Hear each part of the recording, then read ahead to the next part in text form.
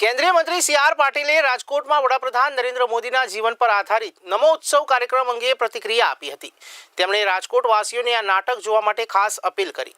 Media સાથેની વાતચીતમાં સી.આર. પાટીલે જણાવ્યું કે વડાપ્રધાન નરેન્દ્ર મોદીએ પોતાનું જીવન મુખ્યમંત્રી, વડાપ્રધાન અને સંઘમાં રહીને સેવાકીય પ્રવૃત્તિઓ માટે સમર્પિત કર્યું।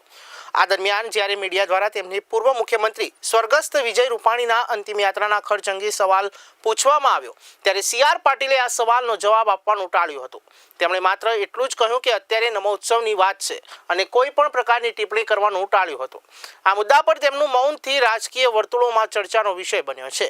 પાર્ટી હાલમાં માત્ર વડાપ્રધાન નરેન્દ્ર મોદીના જીવન અને કાર્ય પર ધ્યાન કેન્દ્રિત કરવા માંગે છે અને વિવાદિત મુદ્દાઓ પર બોલવાનું ટાળી રહી છે। સાઈરામ દવે એમણે એનું આયોજન કર્યું છે।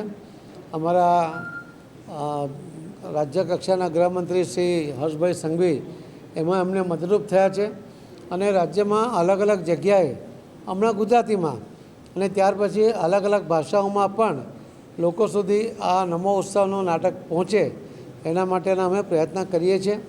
આપ સૌના માધ્યમથી હું સૌ રાજકોટવાસીઓને અને સૌરાષ્ટ્રવાસીઓને વિનંતી કરું છું કે આ નાટક જોવું જોઈએ। માનનીય પ્રધાનમંત્રી શ્રી નરેન્દ્ર મોદી સાહેબના જીવનમાંથી આપણે અને આપણા આવનારી પેઢી માટે પ્રેરણા મળે એવા જે કામો છે એ લોકો સુધી પહોંચાડવામાં આપ સૌની મદદ માગું છું।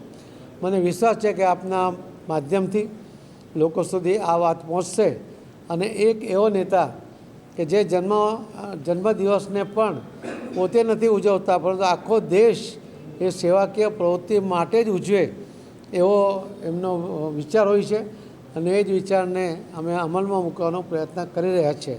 આપ સૌનો ખૂબ ખૂબ ધન્યવાદ।